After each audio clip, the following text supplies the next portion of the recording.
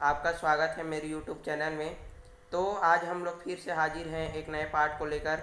और यह जो पाठ है भूमि संसाधन कक्षा 10वीं का सामाजिक विज्ञान का है।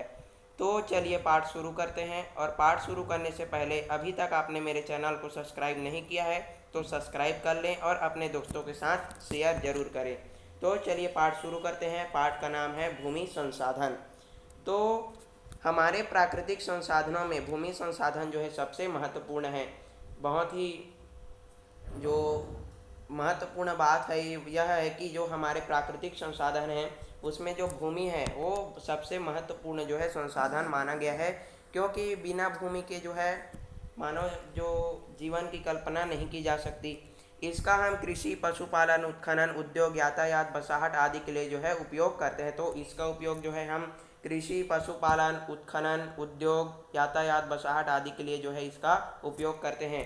और बिना जो भूमि के जो है कृषि कार्य जो है हम नहीं कर सकते। बिना भूमि के जो है कृषि कार्य जो है नहीं किया जा सकता। तो इस कारण जो है भूमि संसाधन बहुत ही महत्वपूर्ण है।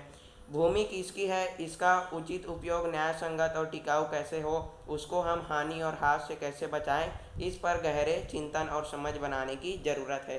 तो इस पार्ट में हम लोग देखेंगे कि जो है भूमि जो है किसकी है और इसका उचित उपयोग कैसा हो, इसकी जो हानि और ह्रास से इसको कैसे बचाए, इस पर जो है यह जो पाठ है। तो चलिए आगे बढ़ते हैं।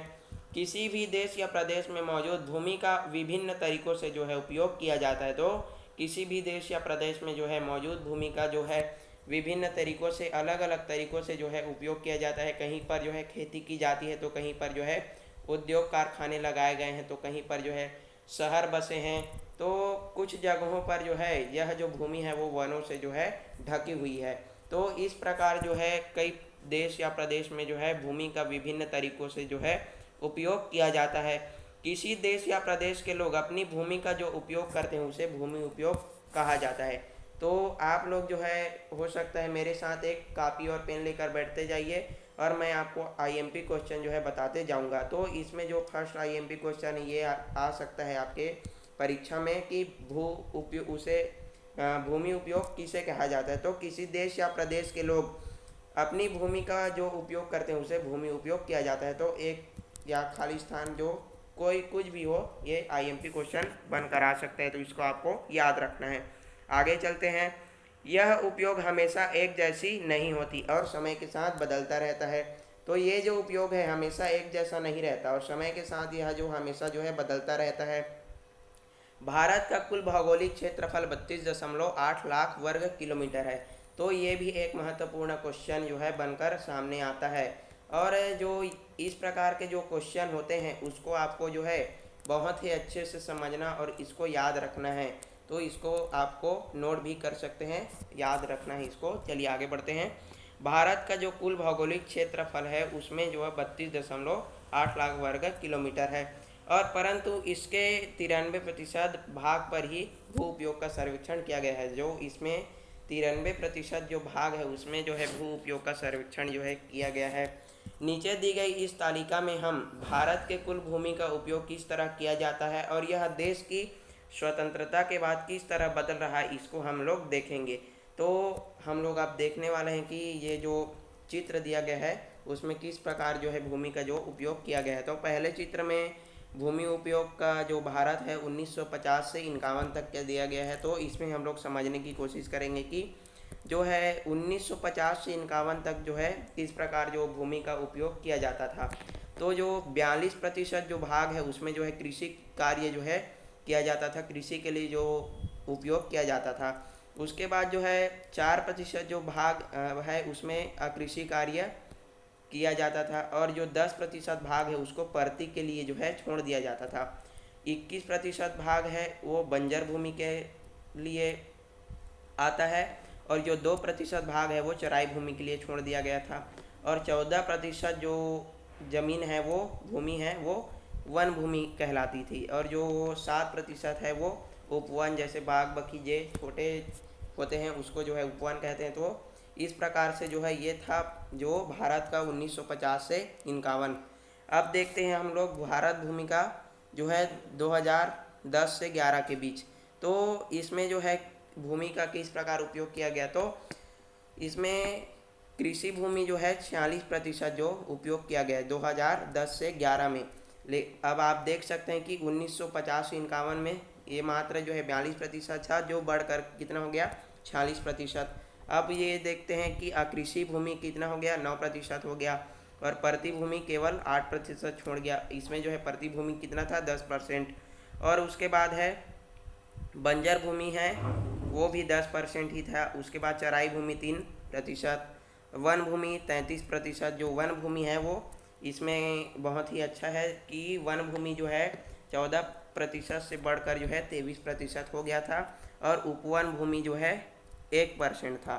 तो इस प्रकार से इसका जो भारत में भूमि का उपयोग जो है किया गया था। आगे चलते हैं तो अब हम लोग देखेंगे कि इस प्रकार जो भूमि है, जैसे कृषि भूमि या कृषि प्रति, तो ये जो लाइन से जो टॉपिक हैं वो आते जाएंगे। तो पहले चलते हैं वन भूमि की तरफ। जो वन भूमि कौन क्या क्या जो है कहलाता है उसको देखेंगे। तो इस भूमि में वनस्पतियों की प्रचुरता वाले क्षेत्र सम्मिलित हैं, जिसे वन कहा जाता है। तो इस भूमि में जो है वनस्पतियों की प्रचुरता वाले क्षेत्र जो है सम्मिलित है, जिसे वन कहा जाता है। तो वन, इसमें जो है वनस्पति की प्रचुरता जो है बहुत ही अधिक होती है, इस कारण इसको जो है वन भूमि जो है कहा जाता है। इस वन का उपयोग लकड़ी, कंदमूल, जंगली फल, औषधियाँ, पशुचारण इत्यादि जो में किया जाता है। तो इसका उपयोग किसमें जो है लकड़ी, कंदमूल इकट्ठा करना, जंगली फल, औषधि, पशुचारण इत्यादि में इसका उपयोग किया जाता है। भारत में विगत 60 वर्षों में वन भूमि 14% से बढ़कर 23% हो गई है। तो इसमें जो है आपको पहले भी बताया गया है कि जो है लगभग 60 वर्षों में 14% से बढ़कर जो है 23% हो गई वन भूमि। वन भूमि में यह वृद्धि 1970 से 71 तक हुई है। इसके बाद वन भूमि लगभग स्थिर है। तो यह जो वृद्धि है वो 1970 से 71 तक हुई, इसके बाद जो है यह क्या है स्थिर है। उसके बाद चलते हैं, हमें यह याद रखना होगा कि वन भूमि से आशय वह भूमि जिसका उपयोग वनों के रूप में होना है। तो यह आशय है कि वन भूमि से यह आशय है कि वह भूमि जिसका उपयोग वनों के रूप में होता है। जहाँ पर वन है वहाँ उसको जो है वन भूमि जो है कहा जाता है। यह जरूरी नहीं है कि इस पूरी भूमि पर वन हो, लेकिन यह भी जरूरी नहीं है कि उस भूमि पर पूरा क्या हो वन हो। उदाहरण के लिए 2010 में देश में केवल 19.05% जमीन वनों से ढकी थी, जबकि वन भूमि 23% थी। लेकिन कितनी वन भूमि जो है 23% थी।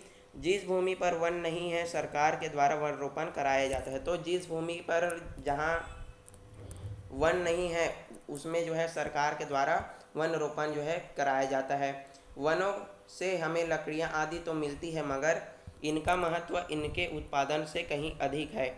वनों से हमें तो लकड़ी मिलती है, लेकिन इसका जो महत्व वो और अधिक भी है। वनों की एक विशेषता यह है कि ये वायुमंडल से कार्बन डाइऑक्साइड का अवशोषण कर ऑक्सीजन का उत्सर्जन करते हैं। तो वन का जो बहुत ही विशेषता यह है कि ये जो वायुमंडल से जो कार्बन डाइऑक्साइड है उसको कम करता है और ऑक्सीजन जो है बहुत ही अधिक मात्रा में देता है। तो वनों से जो है हमें ऑक्सीजन जो है मिलता है, और यह जो कार्बन डाइऑक्साइड को कम करता है। इससे वायुमंडल में कार्बन डाइऑक्साइड की मात्रा स्थिर रहती है एवं ऑक्सीजन का नवीनीकरण होता है। तो इससे क्या होता है कि वायुमंडल में जो है कार्बन डाइऑक्साइड की मात्रा जो है स्थिर बनी रहती है, और ऑक्सीजन जो है लगातार नया बनता रहता है। ऑक्सीजन मानव एवं जंतुओं के श्वसन के लिए आवश्यक है। तो जो ऑक्सीजन है वो मानव और जंतुओं के श्वसन के लिए आवश्यक है। बिना ऑक्सीजन के हम जीवित नहीं रह सकते। कार्बन डाइऑक्साइड की स्थिरता वायुमंडल के तापमान को स्थिर रखने में सहायक है। जैसे कि जो कार्बन डाइऑक्साइड जो गैस है उसकी जो स्थिरता है वो वायुमंडल के जो तापमान है उसको स्थिर रखने में जो है सहायता करता है, वो आवश्यक है। इस प्रकार वन हमारे लिए बहुत ही क्या है महत्वपूर्ण है। यही नहीं, वनों के होने से जल स्रोत भी बने रहते हैं। जो वन है वो वनों के रहने से जो जल के स्रोत हैं वो बने रहते हैं। जैसे कि जो वन है वो वर्षा के जो है कारक हैं। यदि जितना जो वन रहेगा, जितने पेड़ पौधे रहेंगे, उतना ही जो है पानी हमें प्राप्त होता रहेगा। यदि वन नहीं रहेगा तो पानी की समस्या जो है उत्पन्न होती रहेगी, जो आज जो है हमको मतलब देखने को मिल रही है कि लगातार जो है पेड़ों की कटाई हो रही है और जो जल स्रोत हैं वो सूखते जा रहे हैं। वन हमारे वन्य जीवों का निवास है और वनों के नष्ट होने पर जंगली जानवर और वनस्पति हमेशा के लिए नष्ट हो जाएंगे। तो जो वन है वो वन्य जीवों का जो निवास स्थल है और वनों के नष्ट होने पर जंगली जानवर और वनस्पति जो है हमेशा के लिए नष्ट हो जाएंगे। मैंने आपको पहले भी बताया है कि आज देखा जा रहा है कि वनों की जो है अंधाधुंध कटाई हो रही है, जिससे जो वन्य जीव हैं वो शहरों की तरफ, गांव की तरफ जो है पलायन कर रहे हैं। तो इस प्रकार जो है धीरे धीरे जो है वन नष्ट हो रहा है और यदि ऐसा ही होगा तो एक दिन जो है वन्य जीव और वनस्पति हमेशा के लिए जो है नष्ट हो जाएंगे। तो इस कारण जो है वनों का संरक्षण बहुत ही आवश्यक है। पर्यावरणीय संतुलन की दृष्टि से कम 33% भूभाग पर वन होना चाहिए। जो पर्यावरण संतुलन की दृष्टिकोण से देश के कम से कम 33% भूभाग पर क्या होना चाहिए, वन होना चाहिए। तो ये भी एक महत्वपूर्ण क्वेश्चन बनकर सामने आता है कि कितने प्रतिशत जो भूभाग पर जो है वन होना चाहिए, तो 33% भूभाग पर वन होना चाहिए। किंतु भारत में इस समय मात्र 23% भूभाग पर वन आवरण है। लेकिन इस समय जो है मात्र 23%, कितना जो है कम है, इसको आप देख सकते हैं। विभिन्न राज्यों के बीच वनावरण में भिन्नता पाई जाती है। छत्तीसगढ़ भारत के सबसे अधिक वनाच्छादित प्रदेशों में से एक है और इसकी लगभग 41.75% जमीन वनों का आवरण है। तो बहुत ही अच्छी बात है कि जो हमारा छत्तीसगढ़ है वो भारत के सबसे अधिक वनाच्छादित प्रदेशों में से एक है और इसकी लगभग 41.75% जमीन पर वन से आवरण है। इसके विपरीत उत्तर प्रदेश में केवल 5.75% और ओडिशा के 31.36% जमीन पर वनावरण है। तो इसमें आप देख सकते हैं कि जो हमारा छत्तीसगढ़ है उसमें जो है वन इतने प्रतिशत जमीन पर वनावरण है। उत्तर पूर्व के राज्यों जैसे नागालैंड, मणिपुर, मिजोरम, मेघालय आदि में सबसे अधिक वनावरण है। तो सबसे अधिक जो है यहाँ जो है 70 से 83% है और सबसे अधिक जो है बारिश मेघालय के मासीराम में होता है। तो आपको ये भी याद रखना है कि जो मेघालय का जो मासीराम है वहाँ सबसे अधिक जो है बारिश होती है और वहाँ के लोग जो है बिना छाता लिए घर से बाहर कभी भी नहीं निकलते। तो इसको भी आपको याद रखना है कि जो मेघालय का जो मासीराम है उसमें सबसे अधिक जो है वर्षा होता है। तो उपवन किसे कहते हैं? अब उपवन को पढ़ लिए, अब आते हैं उपवन की बारी। तो उपवन भूमि कौन सी भूमि है? तो इस वर्ग में ऐसी भूमि सम्मिलित की जाती है जिस पर बाग बगीचे लगे होते हैं। तो उपवन भूमि उसे कहते हैं जहाँ पर जो है बाग बगीचे, फूल आदि जो पेड़ लगाए जाते हैं। इस प्रकार के जो वन है उसको उपवन भूमि कहा जाता है। यह अनेक प्रकार के ऐसे पेड़ों वाली भूमि है जिस पर फल आदि प्राप्त होते हैं। तो ऐसे जो यह ऐसा भूमि है जिसमें पे जो है पेड़ पौधे इत्यादि जो है फल प्राप्त करने के लिए लगाए जाते हैं। भारत में पिछले 60 वर्षों में अधिक के बगीचों के पेड़ों को काटकर इस भूमि को कृषि एवं अन्य उद्योगों में लिया गया है। तो जो भारत में पिछले 60 वर्षों में बगीचों के पेड़ को काटकर जो है इसका उपयोग कृषि कार्य और अन्य उपयोग में लिया गया है। इस कारण विगत 60 वर्षों में यह 7% से कम होकर मात्र 1% रह गई है। तो पहले हम लोग जो चित्र में देखे थे कि जो है यह जो है केवल 1% ही उपवन भूमि जो है पिछले 60 वर्षों में हो गई है।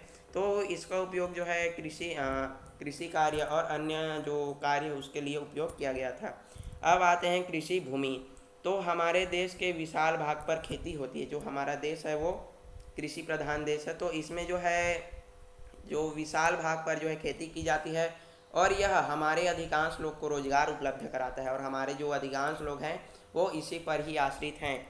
कृषि भूमि से ही हमें अनाज प्राप्त होता है और कुछ उद्योगों को कच्चा माल भी प्राप्त होता है। जो कृषि भूमि है उसे जो है हमें अनाज प्राप्त होता है जो हमारे लिए बहुत ही आवश्यक है और इससे जो है उद्योग हैं, जो कल कारखाने हैं, उनको जो है कच्चा माल प्राप्त होता है। भारत में 1950 से 51 में 42% भाग पर कृषि भूमि थी जो आज के समय 46% है। तो जो पहले जो है 1950 से 51 के बीच में जो है 42% थी, जो आज के समय कितने हैं, 46% है। कृषि भूमि का विस्तार 70 के लगभग स्थिर है। सिंचाई के विस्तार के कारण उसी जमीन पर 2 या 3 फसलें ली जा रही है, लेकिन भारत में केवल 38.75% कृषि भूमि सिंचित है और उसी पर एक से अधिक फसल ली जाती है। तो जो इसमें जो है सिंचाई के विस्तार के कारण उसमें जो है 2 या 3 फसलें ली जा रही है। उसके बाद चलते हैं अकृषि भूमि। इसके अंतर्गत वो सारी ज़मीन गिनी जाती है जिस पर खेती नहीं की जा सकती। तो इसके अंतर्गत ऐसी जो भूमि आती है जिस पर जो है खेती नहीं की जा सकती उसको बोलते हैं अकृषि भूमि, तथा जिसे गैर कृषि उपयोग में लिया जाता है, जैसे हिम आच्छादित पर्वत, रेत के टीले, मकान, दुकान, उद्योग, सड़क, रेल मार्ग, बाजार, खेल का मैदान, तालाब इत्यादि, तो इसको बोलते हैं अकृषि भूमि। तो ऐसी भूमि जिसमें जो है खेती नहीं की जा सकती और सारी जो है क्रियाकलाप जो है नहीं किया जा सकता, तो इसके अंतर्गत ये सारी चीज़ जाती है। जैसे कि हिमाच्छादित पर्वत, जैसे कि बर्फ़ से ढका हुआ जो पहाड़ है उसमें तो खेती नहीं की जा सकती ना, तो इसको बोलते हैं कृषि भूमि। रेत के टीले हो गया, जैसे रेगिस्तान हो गया, मकान, दुकान, सड़क, रेल मार्ग, तो इत्यादि जो इसमें जो लिखा गया है वो सारे जो है अकृषि भूमि के अंतर्गत आते हैं। विगत वर्षों में औद्योगिकरण, नगरीकरण एवं यातायात में वृद्धि के कारण अकृषि भूमि का तेजी से विस्तार हुआ है और राष्ट्रीय भूमि उपयोग में 1950 और 2010 के बीच इसका अनुपात 4% से 9% हो गया है। तो जो लगातार जो है औद्योगिकरण और जो यातायात में वृद्धि होने के कारण जो है अकृषि भूमि में तेजी से क्या हुआ है, विस्तार हुआ है और यह जो है 4% से बढ़कर 9% हो गया है। आज अकृषि कार्यों में जैसे औद्योगिकरण, नगरीकरण इत्यादि में कृषि भूमि को अधिग्रहण करने की मांग की जा रही है। तो जो अकृषि भूमि है उसको जो है औद्योगिकरण इत्यादि सब कार्यों के लिए जो है अधिग्रहण करने की मांग की जा रही है। किस तरह की कृषि भूमि का उपयोग इस प्रकार बदला जाए और किसानों को इसके लिए उचित मुआवजा कितना मिले, इस पर आज भी गहन विवाद चल रहा है। तो किस तरह की कृषि भूमि का उपयोग जो है इस प्रकार में बदल दिया जाए, तो जो कृषि भूमि है उसको किस प्रकार अकृषि भूमि में जो है बदल दिया जाए और किसानों को इसके बदले मुआवजा किस प्रकार मिले, इसका जो है आज भी विवाद जो है चल रहा है।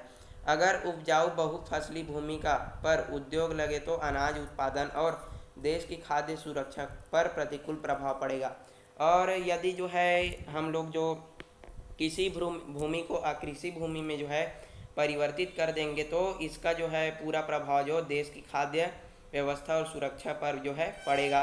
अतः केवल कम उपजाऊ जमीन को इस तरह के काम में लिया जाना उचित है। तो बहुत ही अच्छी बात है कि जो कम उपजाऊ भूमि है उसको ही इस प्रकार जो कार्य है उसमें लिया जाना चाहिए, उस कृषि भूमि में इसका उपयोग किया जाना चाहिए।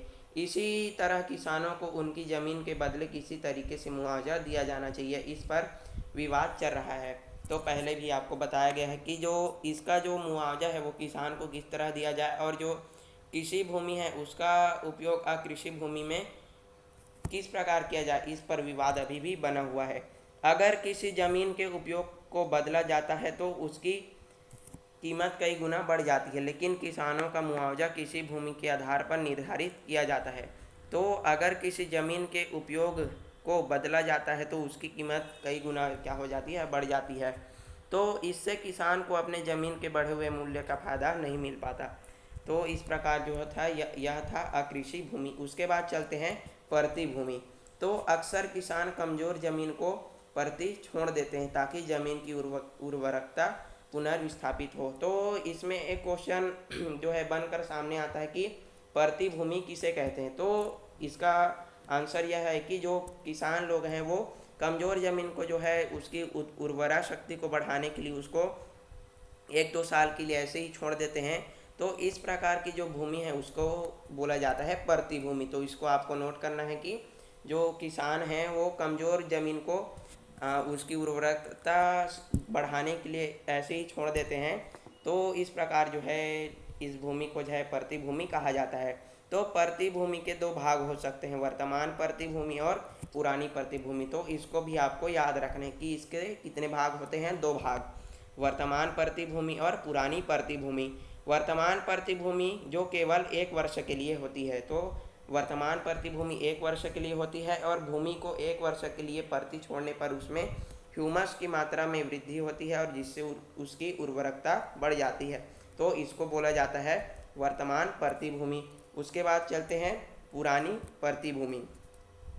तो पुरानी प्रतिभूमि में कृषि का विस्तार नहीं होने पर यह बंजर में परिवर्तित हो जाएगी। भारत में आज यह लगभग 8% जमीन पर जो है पड़ती है। तो इसमें क्या बोला जाता है कि पुरानी प्रतिभूमि में कृषि का विस्तार नहीं होने से यह बंजर में परिवर्तित हो जाता है। तो जो पुरानी प्रतिभूमि है उसको 1 से अधिक वर्षों के लिए परती के लिए छोड़ दिया जाता है और जो वर्तमान प्रतिभूमि है उसको केवल 1 वर्ष के लिए ऐसे ही छोड़ दिया जाता है। तो यदि पुरानी प्रतिभूमि का विस्तार नहीं होता तो इसमें बंजर में परिवर्तित हो जाता है। तो इस प्रकार था प्रतिभूमि। अब चलते हैं बंजर भूमि।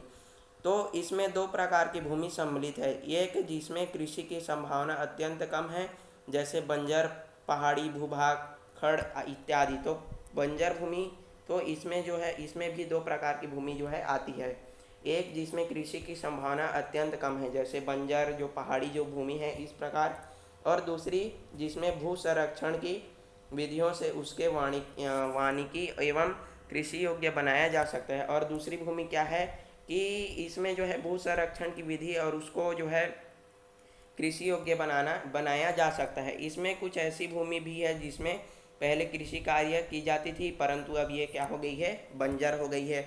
बढ़ती जनसंख्या के भरण पोषण के लिए इसका विकास किया जा सकता है। तो जो जैसे लगातार जो है जनसंख्या बढ़ रही है तो इसके भरण पोषण के लिए जो है इसका जो विकास किया जा सकता है।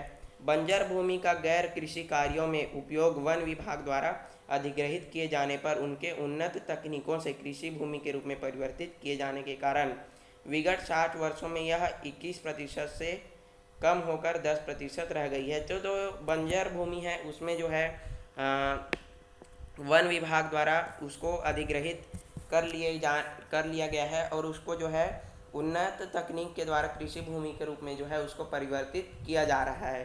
तो इस प्रकार था हमारा प्रतिभूमि। अब आगे चलते हैं चराई भूमि। तो इसमें एक जो यहाँ पर आप देख सकते हैं क्वेश्चन की परती और बंजर भूमि में क्या अंतर है और विकास योजना बनाने में इनका क्या महत्व है।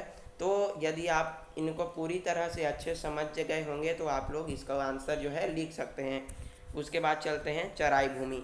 इसके अंतर्गत वह भूमि सम्मिलित की जाती है जो स्थायी चारागाह क्षेत्र तथा किसी भी प्रकार की चराई भूमि है। इसके अंतर्गत वह भूमि सम्मिलित है जो स्थायी चारागाह तथा किसी भी प्रकार की चराई भूमि है। तो चराई भूमि मतलब जो पशु को चराने के लिए जो है उपयोग किया जाता है।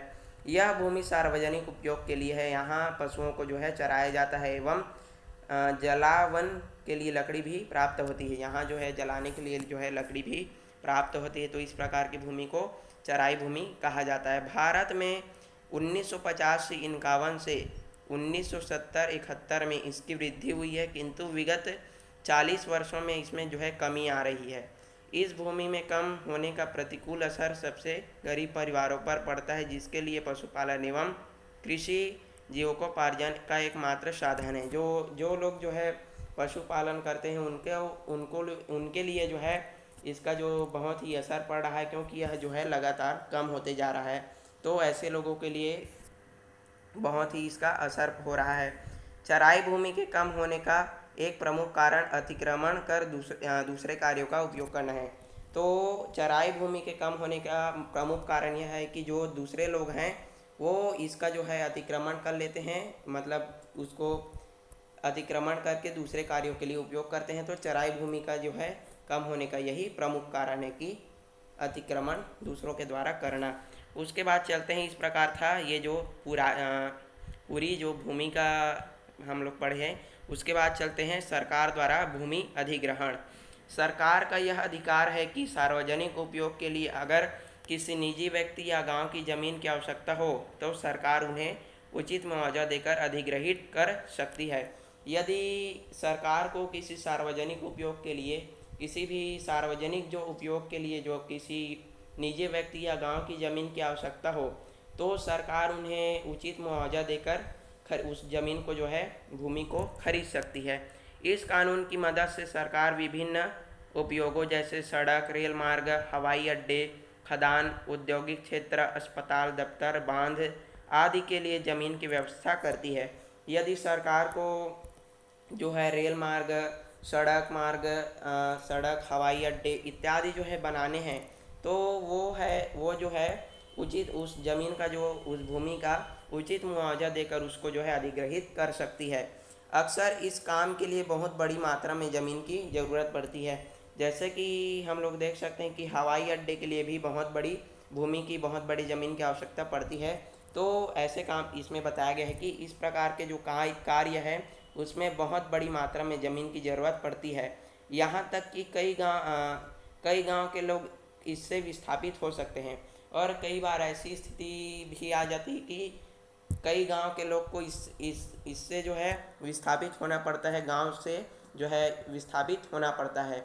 जैसे हमने ऊपर में पढ़ा था कि ऐसे में उचित मुआवजा कैसे तय किया जाए, इसको लेकर विवाद अभी भी चल रहा है। 2013 में इस संबंध में एक महत्वपूर्ण कानून बना जिसका नाम है भूमि अधिग्रहण अधिनियम 2013। तो ये भी एक महत्वपूर्ण क्वेश्चन बनकर आता है कि भूमि अधिग्रहण अधिनियम 2013 क्या है। तो इनके प्रमुख बिंदुओं के बारे में बॉक्स में पढ़ें। उसके बाद चलिए पढ़ते हैं कि भूमि जो अधिग्रहण अधिनियम 2013 है वो क्या है, और इसको समझने का प्रयास करते हैं। तो इस अधिनियम में भूमि अधिग्रहण के साथ साथ पुनर्वास एवं स्थापन की भी प्रावधान है। तो जैसे कि कोई कहीं गांव का जो उसमें विस्थापन किया गया है, तो यदि सरकार जो है इस भूमि को विस्थापित गांव के लोगों को विस्थापित करेगी, तो उनको जो है गांव वालों को जो है पुनर्वास मतलब पुनः स्थापना की जो है व्यवस्था इस प्रावधान के अंतर्गत, इस अधिनियम के अंतर्गत दिया जाता है।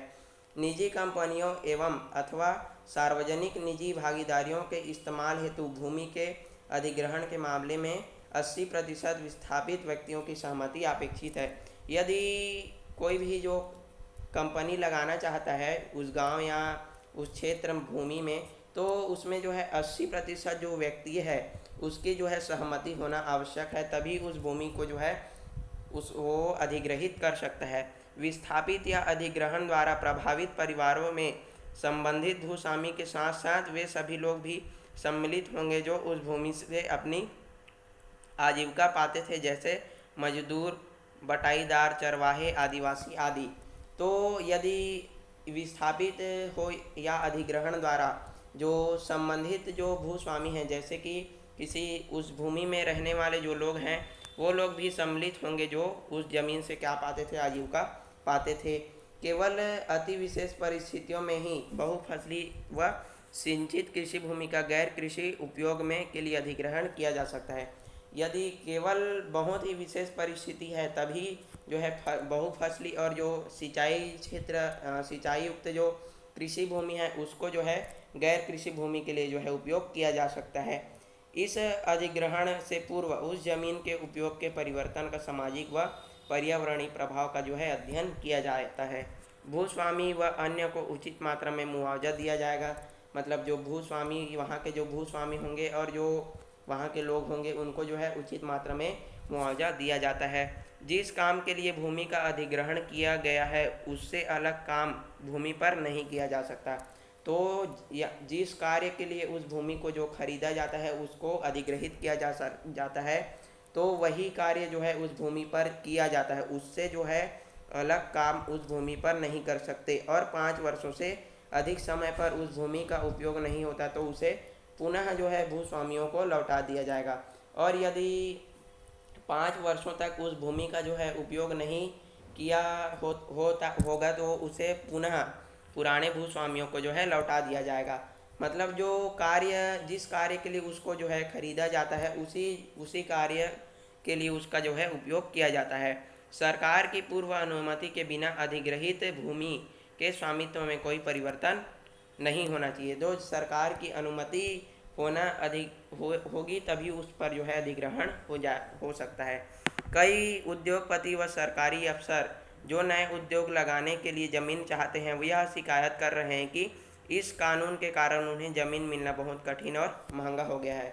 तो जो भूमि अधिग्रहण 2013 है, इस कारण जो उद्योगपति और जो सरकारी अफसर हैं उसको जो है उद्योग लगाने के लिए ज़मीन नहीं मिल पा रहा है। तो इस प्रकार से उनको जो कठिन बहुत कठिन हो गया है और वो महंगा भी हो गया है। तो इस प्रकार के लोग शिकायत कर रहे हैं। तो आज के लिए बस इतना ही। आपको इतना जो है बहुत ही अच्छे से समझ आया होगा। वीडियो अगर समझ ना आए, यदि पार्ट समझ ना आए, तो आप लोग एक बार और देख सकते हैं। और वीडियो देखने के लिए आपका बहुत बहुत धन्यवाद।